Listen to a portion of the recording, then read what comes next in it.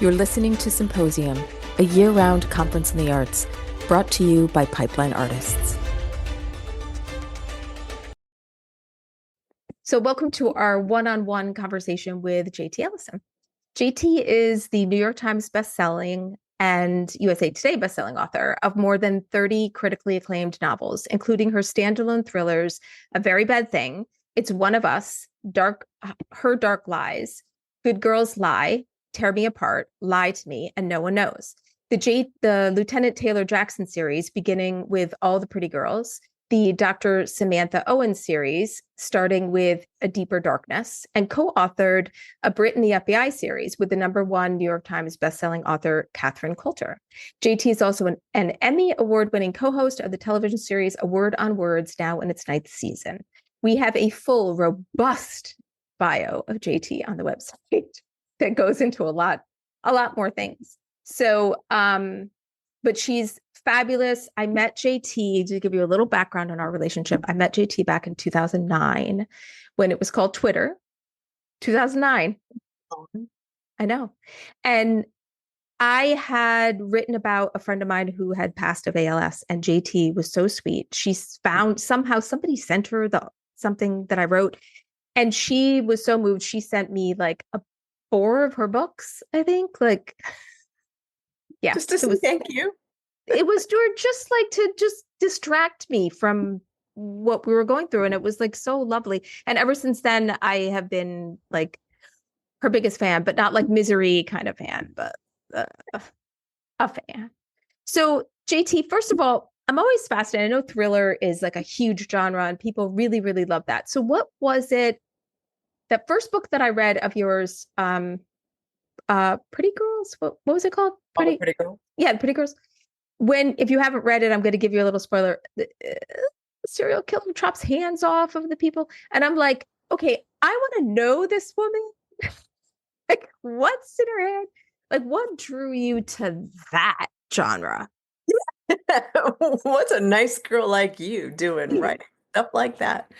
My mother says that to me all the time. It's really funny because I missed the forensics craze probably by about 5 years. When I was in graduate school, my husband and I, my then boyfriend, we were dating through school. And so we would get together for dates after school to study. And we would watch ER. This Thursday night, right? We would watch ER. And then we would watch a show called The Profiler. And there was another one. Wasn't Millennium on that night too? I don't know. I remember like Thursday nights were like Seinfeld, and like this was probably before the ER. I don't know. Thursday nights was good TV. It was good TV, and I was absolutely fascinated by the forensics in that show, The Profiler. And she was an FBI profiler. She was kind of psychic, right? She could look at the scene and it would all pop into her head exactly how it all went down and everything, which is, you have to have an imagination if you're in crime anyway, to try to do those things.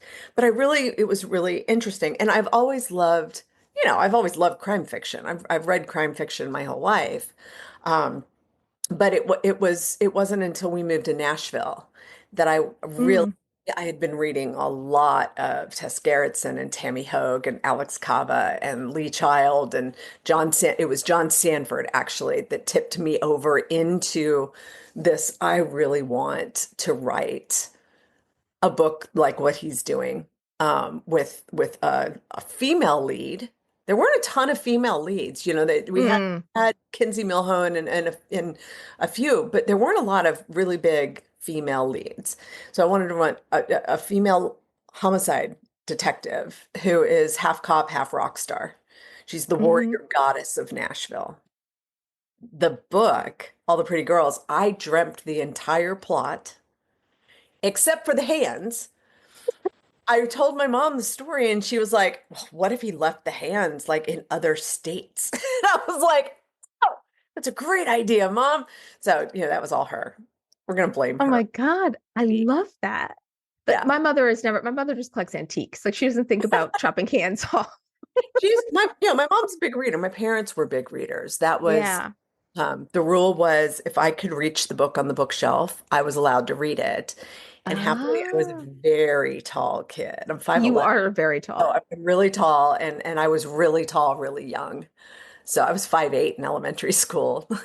They So actually you called were getting like the top shelf I could get, books. yeah, I could get all the way up. And, we had a hearth too. So if I could stand on the hearth, I really could get. So I read things that I probably shouldn't have at a very young age. I mean, I read Roots and the Thornbirds Mm. right around the same time when I think I was 8. Oh, wow. So, I was a little precocious reader. And I think any precocious reader turns into a writer eventually. Yeah, I do think that a lot of us were all, you know, readers as kids. Like I Oh, know yeah. with my kids, like I would take them someplace and I'd be like, okay, if you want to get a book, you could always get a book. That toy, not so much. But if you want a book, I'll get you as many books as you want. Like, or their favorite day was like the book fair at school. Oh, Like, God, awesome. The book right? fair. We lived in the woods. We lived out in the woods in Colorado, and it was 40 minutes to the nearest town. And it was the library and I had a deal because you could only check out so many books at a time because I read so quickly. It Mm, allowed me to check out like 10 books at a time instead of 3 because I would go, yeah. well, yeah, I was the nerd that was like, what's the summer reading list? Oh I my want to read, God. and it was done in a month. I love to read. I've always loved to read. It's, That's you're right. that's so cute. I think there's like such a great connection librarians can have with children, you 100%. know?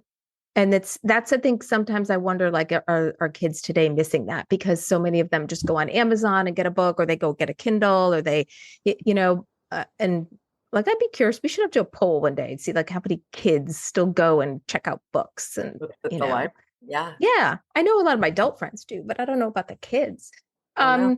So Especially with somebody was Libby, they can get it I digitally now. know. So I know. I know. And that's a whole thing. Like I look at your books before we're talking about digital and I look at your books, there's so many physical books. And somebody had mentioned before they love how you color coded I mean, look at the Beauty and the Beast ladder. Like, oh my God, I always wanted one of those.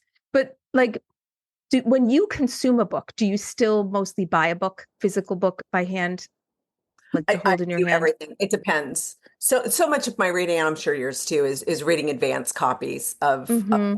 and those generally come in digital form because they need them early and they haven't made Yeah. physical copies. It depends on the book, it depends on the author. Um, I like both. I have found, unfortunately, as I'm getting older, the tiny print is starting to become an issue. So the Kindle is really nice for that. And I also read so fast, so when I go on vacation or go on a trip, it's Kindle all the way because Yeah. I can't. I used to drag around 5 to 10 books on vacation. My husband's just like, I'm like, would you rather it be shoes? I mean, come on, dude. I know. Be shoes. So, okay, so Yeah. here's a question for you as an author. As a consumer, do you like audiobooks? And as an author, how much say do you have in your audiobooks? I actually have say completely. I have narration approval, which is good because the Taylor book, the very first Taylor book. I'm in Nashville. Nashville doesn't have a heavy Southern accent. It's a Mhm. very specific, there are just a few words that are really Southern, like buggy instead of shopping cart. And you Oh, make photographs, you get in the bed. You don't get into bed, you get in the, mm. just there's just some weird things. And they sent me they sent me the audio sample and I listened. Taylor, this is your mother. I'm like, we are not in Gone with the Wind. What are you doing? So I'm glad I do have narration approval. Um, Yes. there are some narrators that I really, really enjoy. And I Mm. think that is, a lot of them have become stars in their own rights, like Julia Whalen, Yes. Saskia Marlavard, Brittany Presley, Scott Brick. Mhm. There are audiobook narrators that I'll buy the audiobook because I'm a fan of their work and their voice over and acting skills as much as I Mhm. am of the books themselves. Emily Henry is a really good example of that. Julia reads her books and I love them. Mm. I have to play them faster though. If you go at one point, Oh, yeah. it gets very pedantic. So Hmm. I turn them up a little faster so it feels more like conversation. Yeah. But I love them. I mean, I will consume as long as I can consume the book. I don't care what format I'm doing it in. Yeah. Whatever's most convenient. I mean, I've got books open on the Kindle. I've got books open in every room. I've got, stacks every it doesn't matter. It's whatever But you're so right. The narrator makes such a big difference. Like it you completely pulls you out of the story if it's or if they're all the cadence is the same and if all the characters and some of them are just I'm amazed at some of them. I think it's fantastic. I mean, if you've oh got yeah. that skill set, it's a Oh, great thing for actors to be doing too, you know? it's absolutely incredible. Okay, so let's get back to the serial killer thing. Somebody has a question that Melissa says, I'm also a rabid writer of serial killers. In your opinion, will the genre ever die, pun intended, or get stale? Have you noticed it's cyclical. So all subgenres are cyclical, right? Whether it's dragons and vampires, witches and werewolves, serial killers and cozy PIs and everything has its moment. And I've been in this for 20 years now, and I've seen the serial killer have a huge heyday, and I've seen it drop off. And then I've seen it come back. And I have two theories about it. One, we just don't have as many serial killers in the news. We have school shootings now instead. I think the kids Yeah. maybe that would have developed into serial killers are acting out much sooner. So the psychology, That's an interesting take. Yeah. yes, the psychology of that aside, again, trends, people have a tendency to jump on trends, and there's a trend there. But it also gets very wearing to write Mm. that kind of story, that kind of, Hmm. and I was about 4 books into it, which would have been five because I had one that I wrote before I got published. So I was 5 books into that themology of that killer mentality, and it got really dark for me. So I had to pull away from it. And I think a lot Mm. of people do, and that might also play into the cyclical nature of it because there was a while there that nobody wanted them, and now they're big and popular again. I think killing people is always going to be popular. I don't particularly like to kill people, which is No, I really know. difficult for me as a crime fiction writer. I don't like killing people. But also too, I feel like with the thriller thing I in mean, the I mean on the page. I don't mean yeah, in real life. That didn't sound good. I mean, in my fictional world, I don't like killing my characters. Let's yes. let's be more accurate.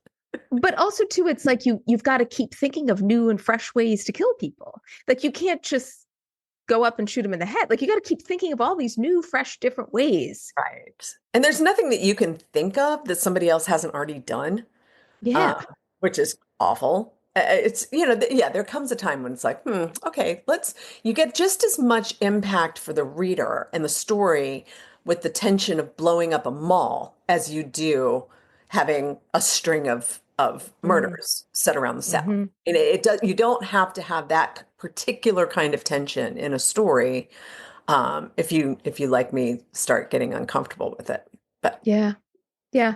So, okay, so let's hang on to this um thriller genre discussion for a second. Haley's saying that she's a huge fan of yours. oh, Um, can can you speak to the genre beats that are required and how you challenge yourself to fill them? that's a good question because I like to play with the genre beats because I don't know if you've read John Truby, Anatomy of Genre. Yes, we actually had him on our Reckless Creators podcast. Oh, I will he's link to that in the recording yeah. so you guys can listen That to it. that book and his description of the beats of genre. I mean, they're so complete that there's really nothing I can add to it. It's so wonderfully done. For me, so there's two main kinds of stories in crime fiction. One is the thriller and one is the mystery. And we use 9/11 as the example. In the mystery, 9/11 happens, and you have to figure out who did it, why they did it, and catch the killer. In a thriller, we start maybe a week or a month before that, you find out that there is a plot afoot and you have to stop it from happening. So those are the two sides of the crime fiction coin. And we're not going to go into suspense and gothic and all of those because those all have their own beats, their own important things. I have one overarching thing that I do. I ask a question on the first page and I answer the question on the last page. Mm.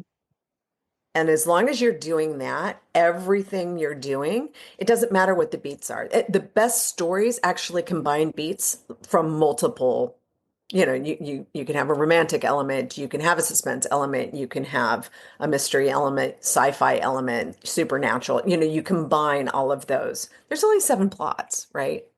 So those are the things that are really important to me. I also don't write in the usual 3-act structure because I think that's incredibly stifling to the story.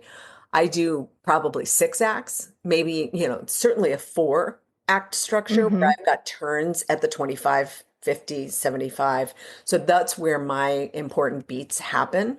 So it's usually a reversal at that point. So whether it's the book that I'm writing, the first reversal happens actually way sooner than I was expecting. I'm like, what is going on here? So, you think something's going in one direction and then you have a reveal and it's like, oh, here's a whole nother part of the story. So those are the things that I try to do. But if you want the beats, the real, the professional beats, read Epitome of Genre because I learned so much reading that. I was like, oh, I do that. Oh, I didn't do that. Huh. Maybe that's why that book didn't sell as well. But like, I can't even, all the books you've written, 30 books or, probably more since you wrote you Yeah, I'm updated on your bio 35. last 35. Yeah. So do you think about stuff like at the end of the chapter, like you want to make sure you've got their attention so that they have to turn the page? I mean, what are some of the little tricks that you think about like on a chapter level? I mean, I have shorter chapters. I try not to go over 2,000 words. When I first started, I was in a critique group and we had to bring 10 pages and I wanted to sandwich in as much story as I could. So that 10 pages would be a full chapter. And you can get a lot into 10 pages of manuscript, right? Um, and you do that how many times, and then you've got an entire Yeah. book, right? I do like to leave people hanging. I don't worry so much about, oh, it's a huge reveal at the end of this chapter. Those are the 25, 50, 75, and the end. Why I say 6 acts is because I always have an epilogue and something always happens in the epilogue that's very important and related to the story in some way. So how do you feel about there's all that discussion of prologue good, prologue bad, how do you feel about that? I think whatever the writer has put onto the page, you need to read because they've done it for a reason, Yeah. right? I mean, Yes. prologues are your frame, right? They're just your frame of what the story is going to be. They're setting the tone. They're setting often the setting itself. Mm-hmm. You're getting the voice of the story. You're getting, what the stakes are if you're doing it right. Prologue shouldn't just be there was a trend for a while in crime fiction where the opening was a big, huge action sequence that had absolutely zero to do with the story, but showed the characters as heroic. So you got to see the character in situ in their heroic action chasing down the bad guys, but had absolutely nothing to do with the book. And I think that's kind of maybe where the whole, oh God, there's a prologue because Yeah. for me, if I've got a prologue, it's the frame of the story. It's very much, our once upon a time part of the story is Yeah. what my prologues are, and my epilogues are, and they lived happily ever after, right? Those are the Mm-hmm. brackets, the parentheses of the story. Mm-hmm. Yeah. I mean, I love the suggestion. If they wrote it, read it. Like, it makes sense. Yeah, And I why don't know else why is it people, there? I know, I don't know why people get so butthurt about them. Like Oh no. I've It's like, heard some, really? yes, people just get like, I hate, they're very opinionated about it. I don't know if the people listening in tonight care one way or the other, but I always found it fascinating. Like, why do you care? Like, if Yeah. it's there, I'm going to read it, you know? Yeah. It's, Um, it's like, yeah. do them the honor of not butt hurt. I just saw that pop up. I mean, do them a courtesy of reading what's there and making your decision after the fact. Yes, yes, yes, yes. Okay, so Beth says your bio mentioned you won the Silver Falcon Award. Was that with Killer Nashville? And do you still attend? It's my favorite writing conference. Hi. The Silver Falchion is actually, that award was for a book in my pen names series. I write fantasy under a pen name. And the first book in the series won the Silver Falchion. And I was there at Killer Nashville. I don't go a lot because it's on my anniversary almost every Oh, year. And I'm like, okay, anniversary with husband, honeymoon, we're on our 30th honeymoon this year, so that's kind of fun. mm, Do that or go to a writers conference. And my husband in a honeymoon is going to win every time. They moved it that year. They had actually moved it, and I was able to go, and I was guest of honor and won under the pen name, which they didn't know it was my pen name. oh my gosh, that's so funny. I actually had tickets under the pen name because, if you're a nominee, they give you a ticket to the dinner. And they couldn't find JT anywhere, and they were like, "I know you probably paid." I'm like, "Of course I did. Of course what are you talking about?" It was really funny. But it is a really fantastic, small, intimate writing conference for anybody who wants to get into crime fiction and is looking for something more instructional uh, Mm, than Thriller Fest. Thriller Fest is definitely the big dogs, getting interviewed and doing fun things like that. yeah. Killer Nashville is a little more hands-on and nitty-gritty, I think. So there's two things I want to touch on is like other writing conferences you love, but also pen name. Like the decision to then go write, was it because it was a different genre that you wanted to use a different name? Yeah. Yeah, I was encouraged. Nobody wanted me to do it. I got a lot of stay in your lane, JT. You finally penetrated the crime fiction market. Why would you want to write fantasy? It's like because I penetrated the crime fiction market and now I want to write fantasy. Why else would I want to do this? You if you don't challenge yourself as a writer to try Mm, different things, then you get stale. And I was feeling stale. I was feeling like I was doing the same stuff over and hmm over, and I never want to write the same books twice. I've hmm always wanted to write fantasy. It was actually a thriller series that was going to be a little lighter, kind of a funny homeland, which that pitch didn't quite work. But you make funny homeland into a CIA librarian who discovers there's magic, and it works, mm, right? mm. Again, with kind of, genre beats. You can change something by switching the genre of it and turn it into something completely different. I heard somebody say today that they try to live their life every day, 30% nervous because they're 30% of their day is spent doing something outside of their comfort zone. Mm, And I thought that was a high percentage. That would probably freak me out. I don't But know. I Anytime I leave my house, I'm like, okay, I'm not a fan. every time I'm out of my pajamas. If I But have to what? If I have to take a shower to leave the house, I'm like, nope, yeah, nope, I'm in my 30%. I'm with you on that. Definitely. But the writing conferences, so you like Thriller Fest is a big one for that genre, like in New York City. I'm also with you on I like it when the conferences kind of switch up when they're not on the same weekend every year because it's there's going to be a certain group of people who that's a problem for. Sure. Oh my God. Um, but which one, like if you could only go to like three conferences in a year, which ones would they be? Thriller Fest, BoucherCon, and um, Left Coast Crime is really fun. Yes. I Left have Coast. not gone, but I Matt has gone and he really loves it. Yeah, Smaller, that's more another intimate. smaller, intimate, more Killer Nashville. Killer Nashville is a writing conference.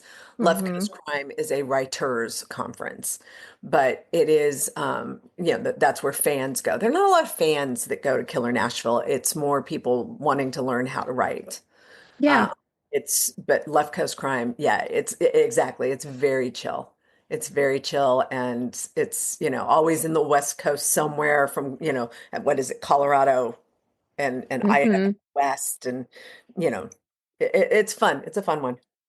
Yeah, I'm a big fan of those smaller, more intimate conferences. I think they're just charming and very inspiring. And there's just this warm and fuzzy feel that you get out of that.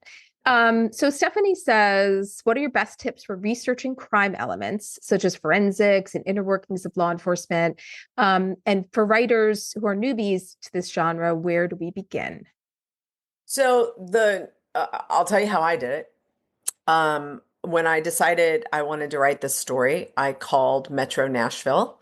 I asked for the homicide office, and I spoke to a homicide detective. I maybe miscalculated in my enthusiasm.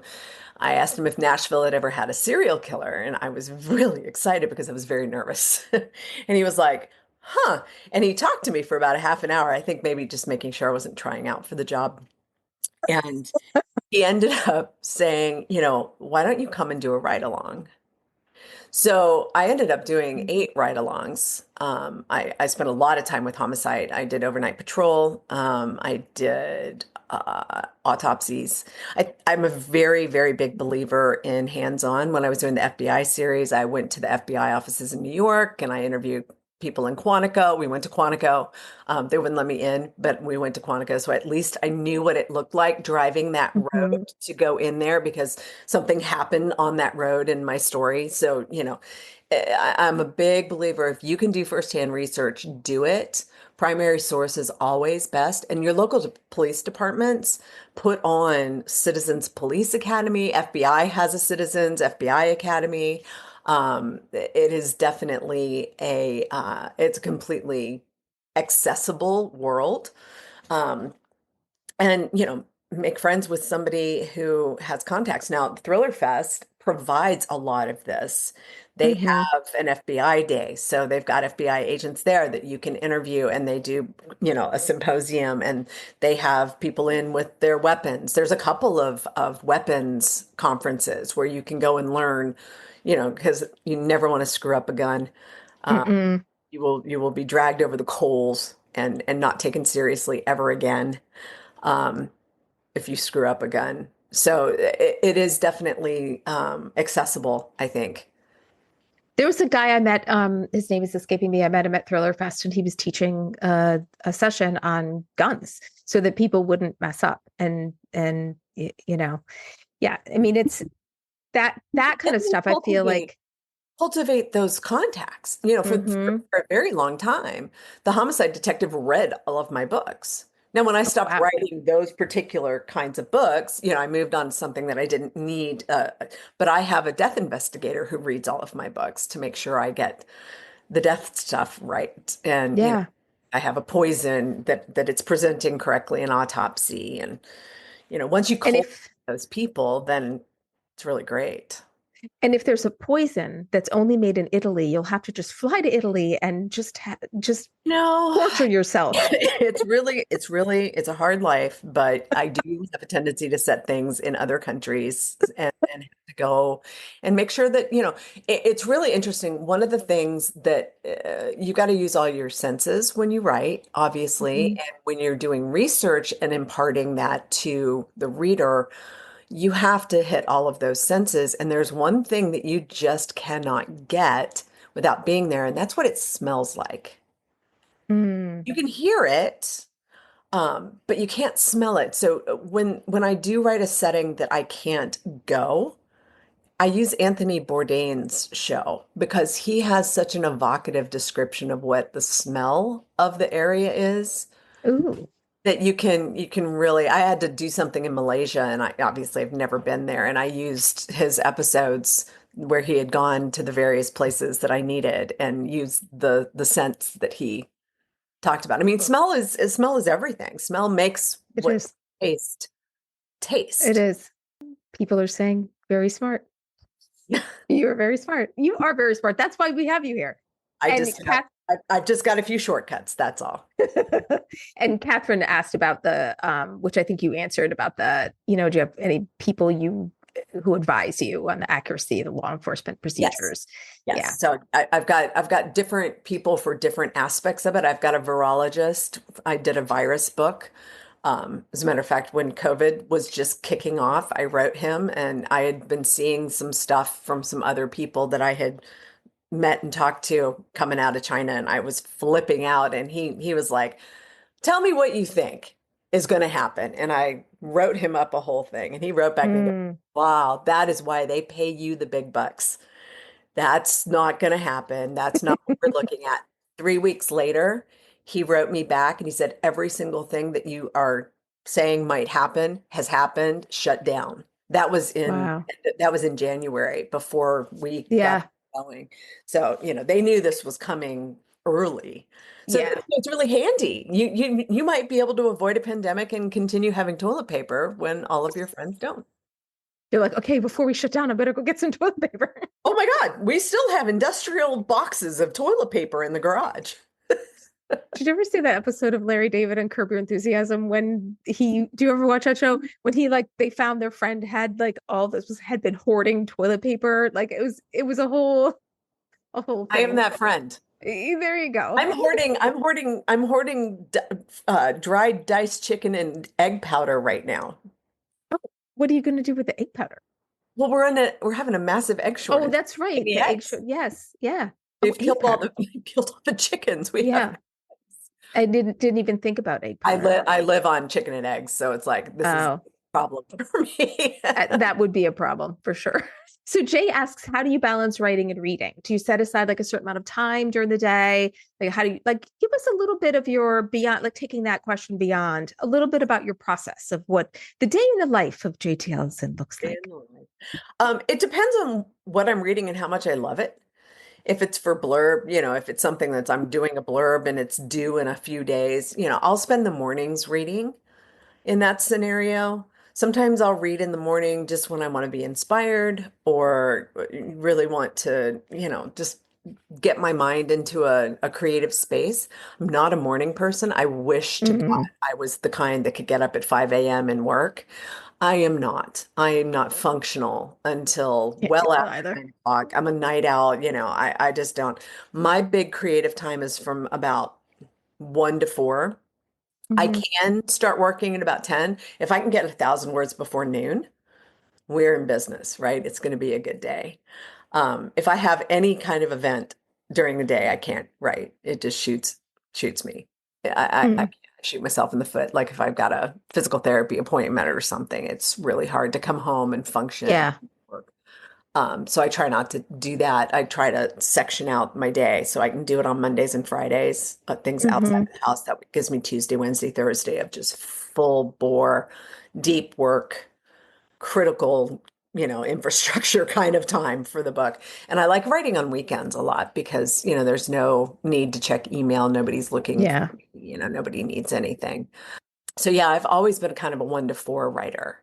Mm, And that works. Now, if I'm on deadline, I'm doing 2 a days. I'm writing, 9 to 12 and then 1 to 4.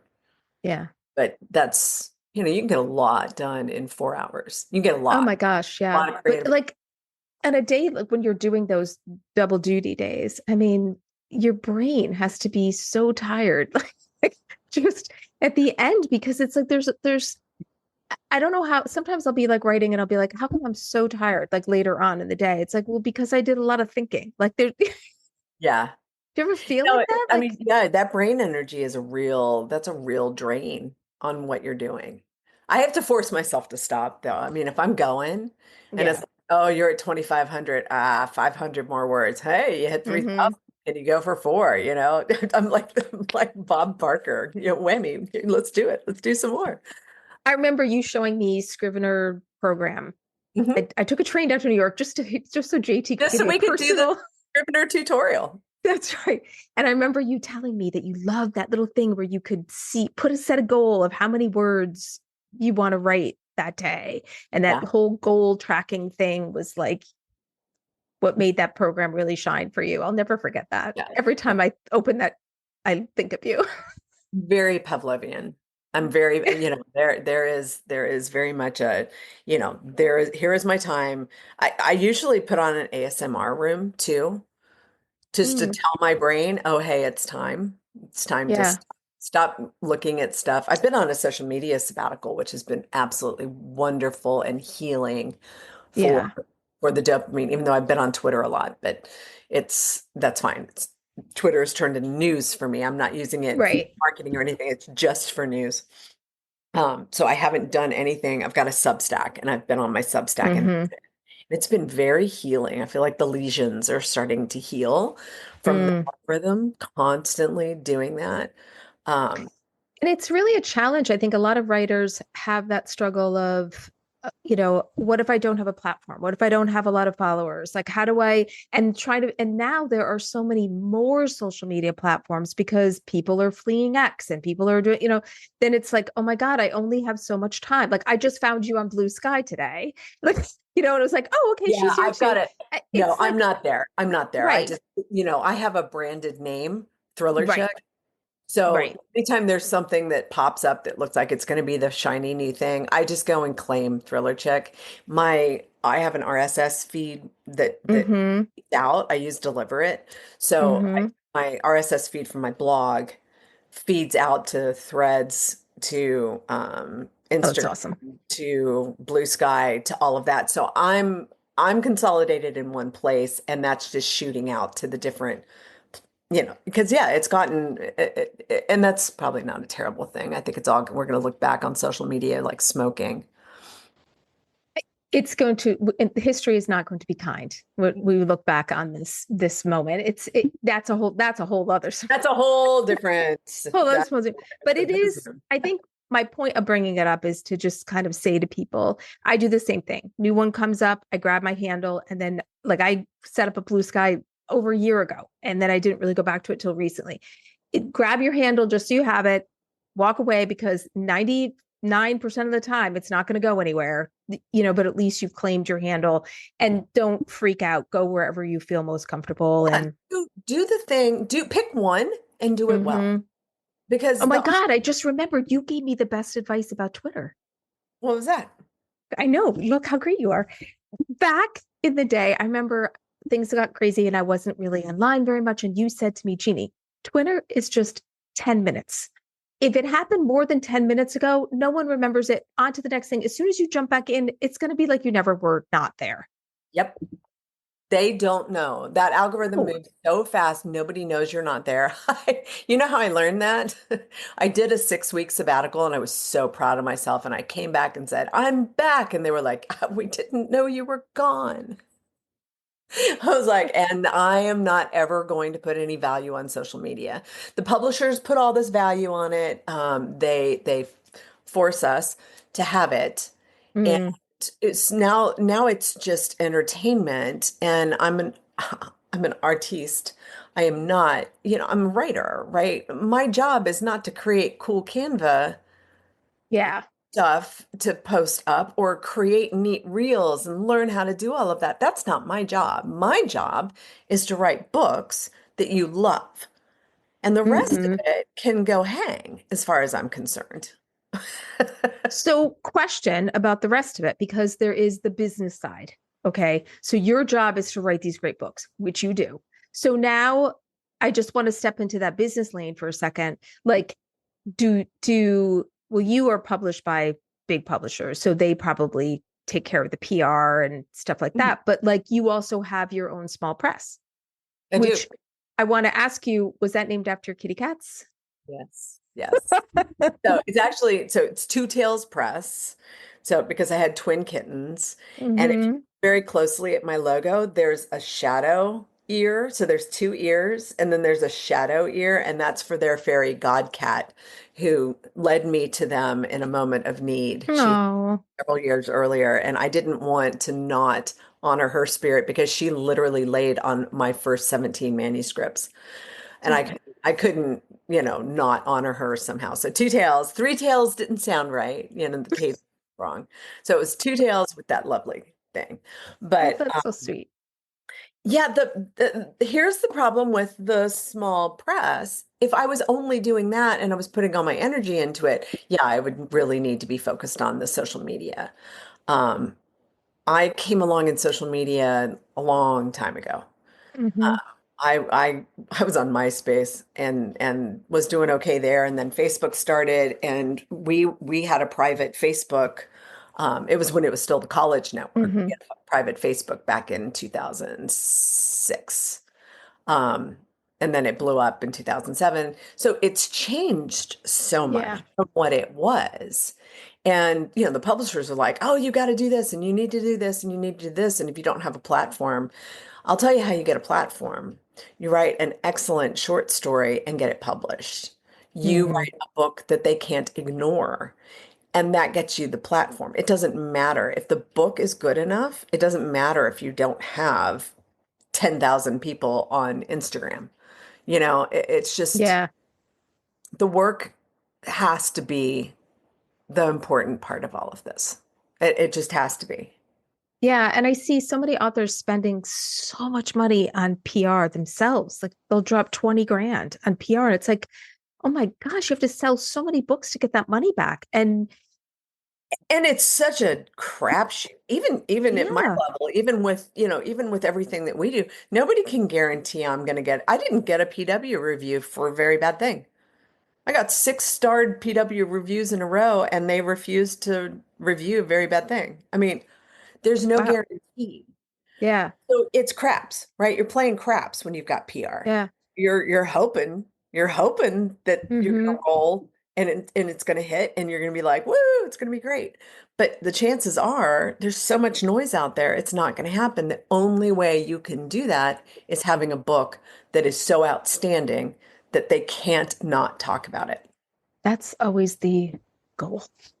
And you take that So, energy of building a platform because it takes a lot. I mean, this is why my Joss Walker series, I have not even bothered with the social media, and that's it's not. I'm not worrying about that. Um, in fantasy, you probably do need more of a platform, mm, right? mm. But I just don't. I don't want to worry about that. I want to write the best books I can possibly write, or write the best scripts you can possibly write, and get attention that way. So with your Two Tails Press, is that something that you solely use for your pen name books, or is that something, do you ever acquire another author's books I've for I've that? not we've gone back and forth on that. We were at a point where we could expand and start acquiring, and I want to be a writer, not a publisher. So I Mm-hmm. do it for my backlist titles. I wrote a Taylor book, Mm-hmm. put it out through that. It was very successful. I was really pleased. So now that I know that I can do that, and Yep. I do the pen name. But that was a 6-book series, and the sixth book is sitting here having been page proof that I need to finish this week, and then the series is done, and Joss Walker goes away for a little while. So Maybe she'll, go to Italy and find a nice poison. one never knows. I You never never rule know. She'll take a little trip. And to stay on Josh for a second, your Josh, your pen name. Um, Haley's asking, how does that work with a pen name if you're well, I mean, you published it yourself, so you're not really signing a contract with yourself. But if someone were writing as a pen name being published by somebody else, by a different publisher, um, like, are you signing contracts in the pen name? Is it important to you to keep your name separate? You would be signing contracts in your legal name. Mm-hmm. And, if you open the Joss Walker books, it's copyright JT Ellison. The reason to do it is for the algorithms on Amazon and all the online, the also bots. When you look at something and they suggest another book, those are also bots. Um, Mm-hmm. and that algorithm is very specific to if you have fantasy books, you don't want to throw a thriller in there because then the algorithm's like, do I show this to thriller readers or do I show it to fantasy readers? Which do I do? So it Mm-hmm. doesn't show it to anybody. But if you're solely in the thriller genre or you're solely in the fantasy genre and all of the books that it's showing is to fantasy readers and your ads that you're doing is on, you put ads using comps, your comp titles and everything to drive all of that. You can actually drive all of that. I can go into, Joss and figure out whose books I would like to be recommended, you Oh, know, yeah.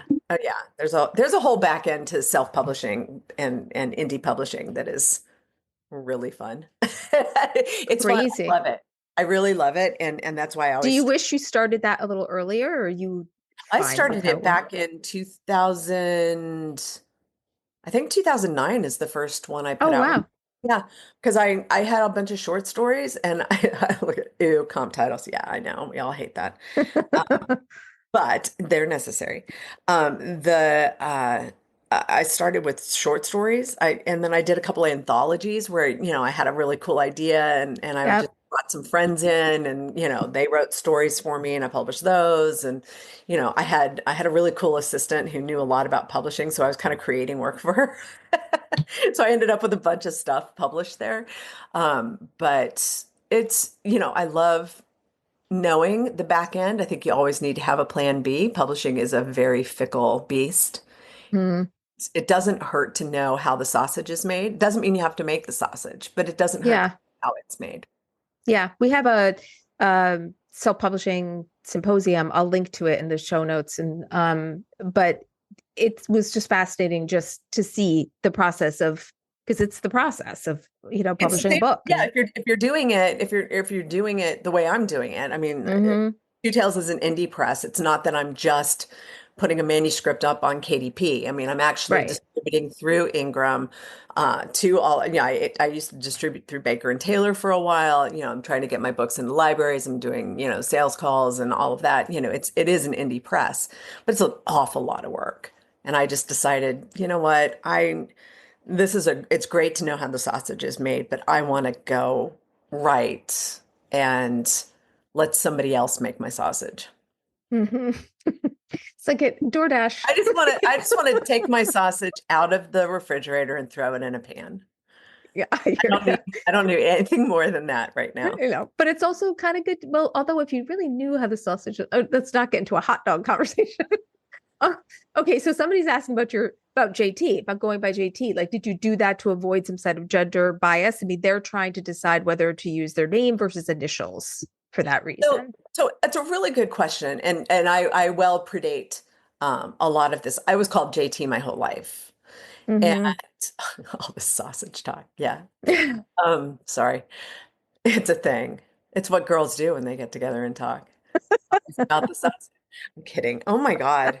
I am And punchy. we're not even drinking wine. I know. I'm drinking mint tea. That's really sad. I have Um, I have water. I've got water too. So the whole thing with that, my real name is very long and very awkwardly spelled, and nobody calls me by it except for my mother and my husband when he's pissed off. Yeah, no. So all I can imagine was the multitudes of ways it was going to be misspelled on Hmm. covers, out in marketing copy and all of that. And I was like, yeah, I don't want to write under that name. My agent said, what about JT? And I'm like, well, that's what everybody has called me my whole life. So that would be great. Um, it creates it creates a barrier in a way. Uh, if something bad happens, if I got a terrible review, oh, poor JT got a really bad review. And I can step away from that. And I used to be able to like keep myself away from the work. Mm.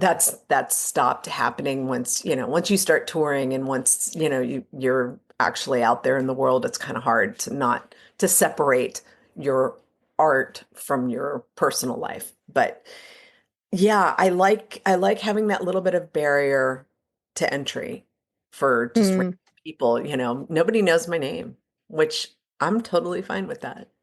Yeah, that is nice. That is really lovely. You talked about doing short stories, and also when you collaborated with Catherine on that Yeah. whole series, as screenwriters, we're used to collaborating with each other. Like there's a whole thing, but like a lot of authors are used to just being by themselves. They're the master of their story.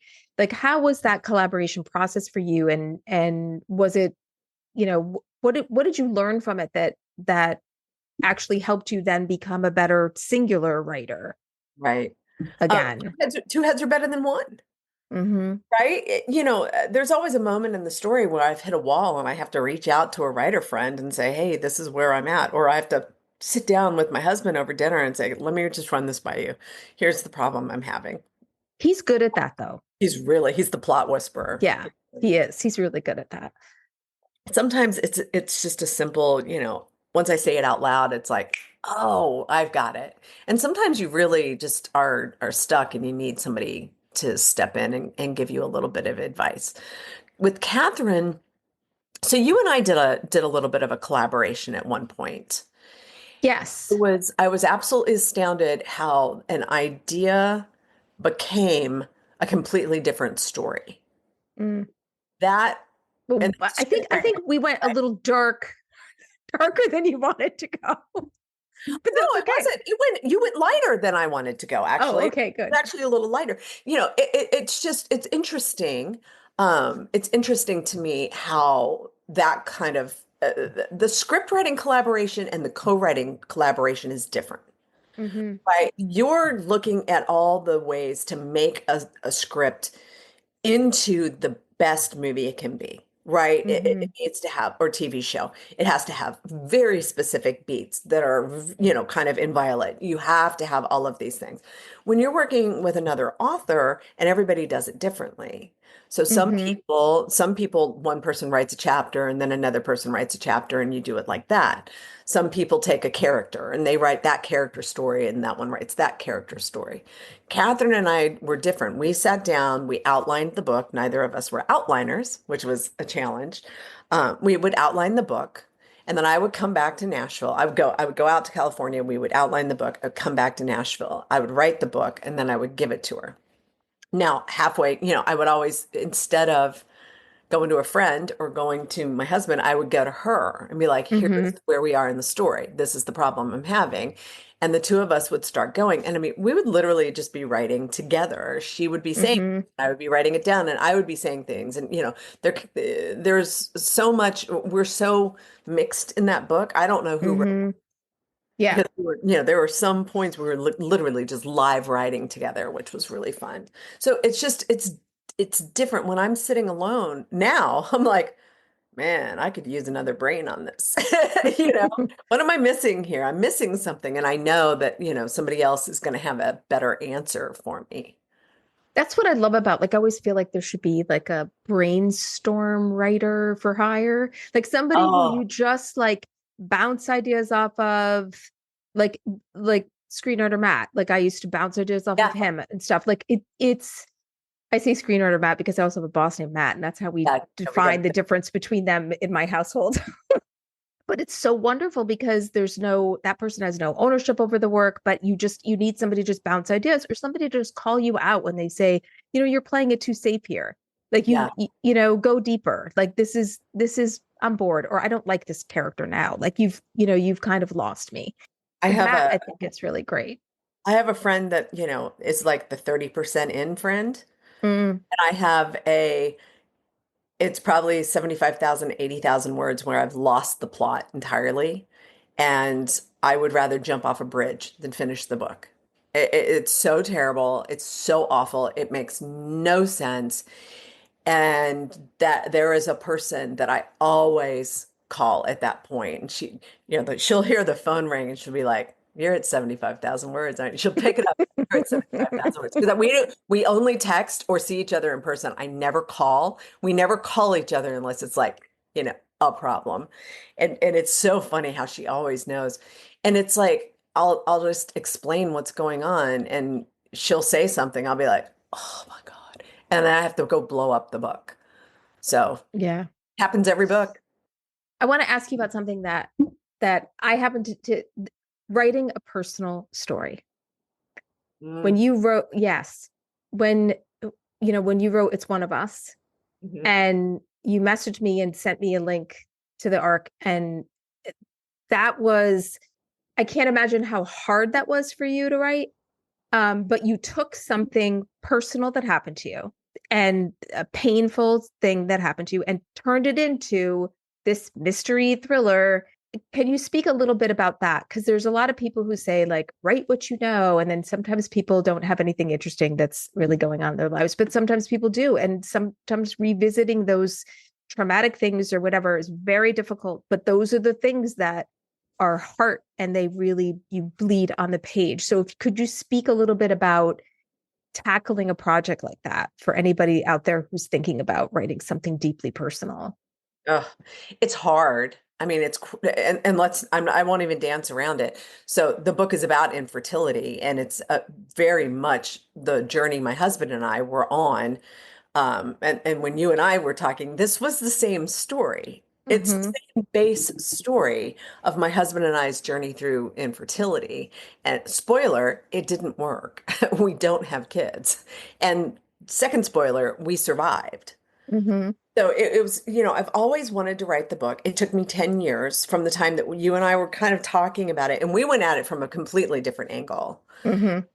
It took 10 years. And I would take that out. I would take that treatment out and I would look at it and I would take the notes out and I would look at it and I would, nothing ever clicked with me for Mm-hmm. that until I had this crazy, I'm a really visual person.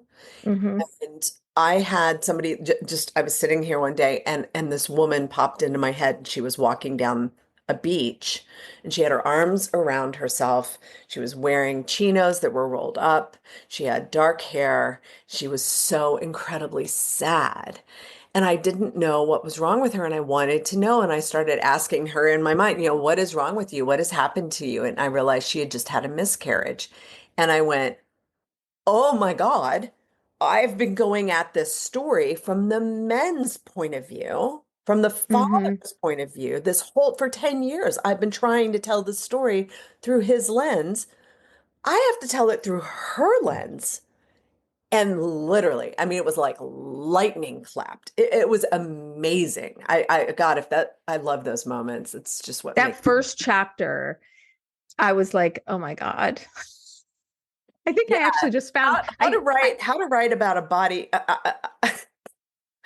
Friend of mine, I can't believe I just snorted. A friend of mine, so I'm laughing so hard, was introducing me to a new person. And she's like, you've got to read this book. She wrote about a rotting body in the most beautiful way it was just and I'm just like, not the lead. Maybe not the lead. Maybe that's because they're looking at me like rotting bodies. Yeah, the opening chapter is a woman decomposing in a lake. And it is possibly the best work I've ever done. Yeah, I mean, I just know it. so True good. story. Don't tell anybody this. True story to the Shh, 200 of my everyone. closest friends who are on here. My editor wanted me to cut that. Yeah, it's so interesting. And it So just how do makes you the entire book. Again, the prologue. It's a prologue that's a frame that sets all of it. so advocating for yourself, like what do you wish you knew before you started about advocating for yourself? Okay, that's an excellent question because I had another experience where an editor wanted to change the ending of a book. And I disagreed completely. But it was the first book with a new publisher. It was my first hardcover deal. It was a big deal. She was a big name editor, and she really, really, really just kept hammering me about it. And so I gave in and I changed the ending, and it ruined the book. And the book had everything. I mean, it was a book of the month club. It was all of this, and everybody liked it. Mm-hmm. It just wasn't the right ending. And so when the paperback was coming out, my editor had left at that point. I had a different editor and I said, hey, can I put the paperback out with the original ending? And they said yes. Because And it also makes it so a new way to sell it. right. And it did. And there's an author's note that this is the original ending. The hardcover has the different ending. Mm-hmm. Invariably somebody reads that book and sends me a note. It's like, I can't see another ending. What would this was I know. I'm like, I know. So I Go didn't buy the hardcover and find go out buy how the it hardcover and compare them and you'll understand exactly what I'm talking about.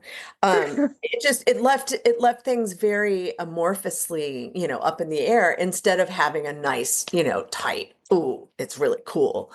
Um, and so that I've always regretted not just saying, no, this is my book and this is how it's going to end. And I know in my heart and soul, this is how it's supposed to end. Um, because the paperback did way better than the hardcover. You know, the reviews were just like, so I will never again, if my gut tells me this isn't the right idea, I will never, ever do that. Yeah. And I think that's great. And definitely hard for, early writers to Oh, fight for, because you just want that publishing deal, well, and sometimes you're it's wrong. Sometimes your gut is wrong. yeah, You know, right. I've got another friend, I'll tell a quick story. Another friend who had sections of her book that I mean, they fought for 6 months about these sections of the book. And they finally said, listen, they're not going to be in. They took it out. It's been on the bestseller list for months. Oh, So sometimes they do know what they're. yeah.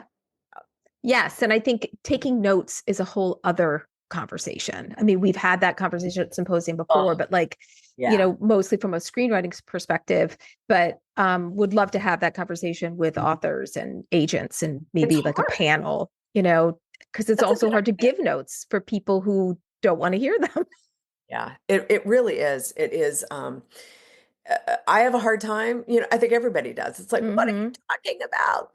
What are you doing? Or No, when you're just so tired of writing it that it's like, I don't want to go back. I don't want to go back and do it again. But I think you can overnote something. I think Yeah. there can be suggestions that can make something stronger. And I think there are suggestions that it's just suggestions to make suggestions. And the next, Hmm. oh, you are so deep in the weeds and the story doesn't resemble what you started with.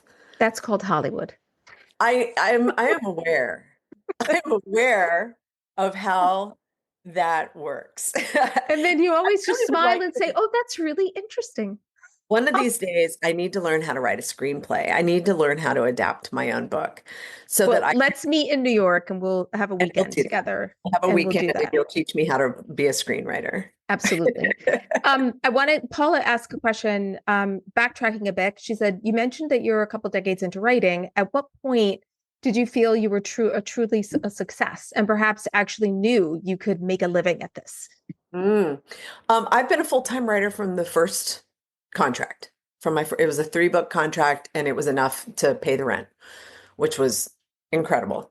The success part of it, I mean, obviously, success is being able to pay the rent, pay the cat's food, Mm-hmm. those kinds of things. Um, I don't measure success by that. I don't measure success by lists. I don't measure success by reviews. I don't measure success by stars. Cats do cost. Oh my God. Um, So do I dogs. I measure success by finishing.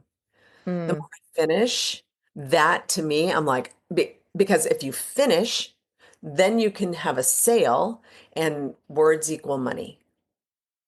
And I've always looked at writing as words equal money. And it's a little, I mean, it's not the romantic author in a garret trying to, pour their life onto the page. It is absolutely mercenary, I guess.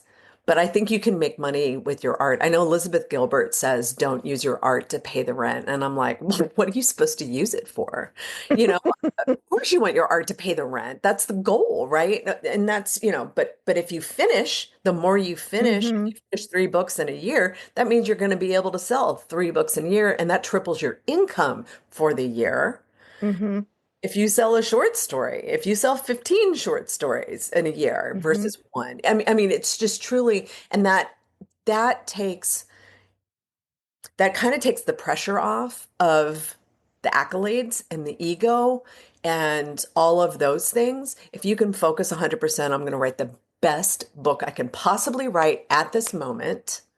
You could only, my goal is to make it to the World Series with every book, right?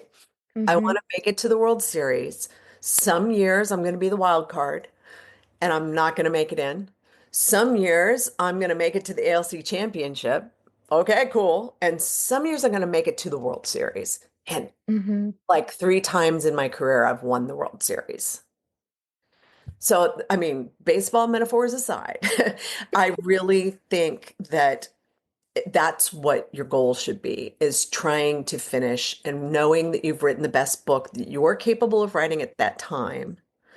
That is what I focus on. And if I have, then those other fun little accolades start lining up. Mm. What's the hardest part for you? Like, is it starting? I know you already mentioned that you don't outline and that you had to outline with Catherine, but Is it finishing? Is it the middle slog of the book? Like, what's the hardest, or even is it just like It's that the 75, 80,000 word mark where I'm Mhm. like, I have no idea what I'm doing. What have I done? I have one book that I had to do that 7 times, that I got to that point and I'm like, this isn't the story. And I literally had to go back and start over. Have you Um, ever just fully abandoned a book no, and that you're writing? that was the one I was getting really close to abandoning. And then I've never done it before in my life. I sent it to my editor unfinished and said, I don't know what to do here. And the minute you do that, you figure it out. And Mhm. the minute you put up the red flag and you're like, I need help, please help me, then it all just clicks. So, that's just life in general. I Maybe just write that email to the editor and just write leave the it as a email. draft. Don't send it, just write it and sit on it. Yeah, that book, that was Her Dark Lies. It was a Rebecca retelling. But what if Rebecca hadn't died? What if Rebecca wasn't really dead? Was the premise. And to do an homage, not to do a retelling, but to do an homage, I really struggled with that because it was somebody else's original idea that I was Mm, manipulating into my own story. And I'll hmm never do that again. I'll never do Yeah. that because the constriction on the story of these are the beats that you have to follow, that was really hard. It was really, Yeah. Do you ever work on more than one book at a time? yeah. Yeah, I mean, or short stories and books. I'll write a short story, Hmm and I usually am juggling. I just finished the copy edits for my book that's coming out in September, and then immediately did the copy edit for the last Joss book, and now I'm going to do the proof of the Joss book Friday, and my page proofs for the next book's coming on Monday. So, there's a lot of interweaving. But if I get a story idea, I will certainly work on it. I was working on my own books when I was writing with hmm Catherine and all of that. So, yeah. Yeah. So, but I want to wrap up but I've got one more question to ask you. But before I ask you this question, I want to give you the opportunity to give a little tease about Last Scene, which is your next book coming out in September. It's only February now, but mark your calendars, people. It's coming in September. Do you want the pitch of that? That is Yeah, that yeah. book. So that book is it is a very dark, insular story. The past couple of books I've done have been big, huge 8-person point of view stories. This one has only got one real point of view, and it's got a monster point of view, which is really great. Mm, But it is the story of a woman who the world is just ending for her. Everything about her is she's lost her job, she's getting divorced, everything is going wrong. Everything that she thought she was going to have in her 30s is not happening. And then her father calls and says, I've fallen and need, I can't get up. I've fallen, I need surgery. Can you please, and she's like, perfect timing. She goes home to help him get his broken leg back together and finds in his paperwork an article from Nashville that her mother, who she thought died in a car crash, and that's what they've told her whole life, was actually murdered. wow. And I almost said the rest of it, and I'm not going to Don't because, yeah, that's enough that should tease people yeah, but that's great. That one I'm looking forward to, September 2025. yep. And we're going to put links to all of JT's stuff because she also has some really wonderful resources for writers on her site. Um, Spe- you know, Definitely go. Yeah. Speaking of that, I have been live writing that book. I've been live Oh, writing it wow. on Substack on a series called 22 Steps. And it's a paid series, but I figure after 20 years, I've earned the right to ask for people to Yes. pay for a little bit of knowledge. But I literally have done every step of the book from concept to right now we're on step 14, the copy edit. And the next is step 15, the Oh, page. wonderful. But I learned how to outline so I could explain how my brain works. So everything Hmm that I've done is this is how I do it. Here are some ideas how you can do it. But it's running through, if you're interested in how publishing works and how the stages of publishing works, hmm it's my Substack's called The Creative Edge, and it's my 22 step series. And we will put a link to that in the recording email. And I'll also update your post bio on the Symposium site to include, because we have a spot where you can put a Substack link. Oh, We've got all the links there. you got all the links. I'll make sure I get all your links and put them in there. It's awesome. But I want to ask you one last question. Is there something that you haven't done yet in your career as a writer that you really are like dying to try? I do want to adapt something. I would love to learn how to do screenwriting. I've got Final Draft. I've looked at it a couple times. I'm just like, blah. Kind of like with you at Scrivener. I'm just like, blah. That's a lot. But Final Draft is much easier than Scrivener. Well, screenwriting is completely different. It is. It's a very different skill set. It's all tell instead of show. And I'm a very showy writer. I'm a very visual writer. I love I love the words, right? So learning how to distill the story. I started Good Girls Lie. I actually started as a screenplay. And the prologue of that book was the screenplay that I wrote for it. And I thought it was really effective. And so I use that trick actually now. I try to envision this as this is a thing. I'd like to do that. I want to write a rom-com. I got a lot of ideas. Yes. I want to write an all those honeymoons. All those honeymoons, right? I've been happily married for a very long time. There's just so many things. I mean, again, I saw somebody make a comment earlier. It popped up that you didn't have time because you were 61. And I say, nonsense. Of course you have time. And I'm 61, kids. Yeah. And of course you have time. You have time. But it's, I think when you want to challenge yourself, that is always a good thing. And it's how you grow and it's how you level up. And that is definitely something to work towards. So we also have somebody who regularly comes to our symposiums who's in his 80s. Good. And love it. Love him. I mean, creativity doesn't die because you've gotten a little older. I mean, oh my God. And I would actually argue I'm more creative now than I was when I was younger because I have a better sense of how to tell a story. And more things have happened to me to share. And I think as you get older, you have less shifts to give. Like you are willing to just put it out there. Like, I don't care what people think of me anymore. I don't care if you like me, if you don't like me. I really don't care. This is what the story I want to tell. And you have life experience. I couldn't write the same thing at 19 or 25 that I can write because you now. don't know what you don't know at that point, right? I still don't know. Jeff's 86 in May. Giddy up. Giddy up. Happy birthday. My dad's 90 and is still playing golf 3 times a week. So my mother is turning 93 and she still has a tax business.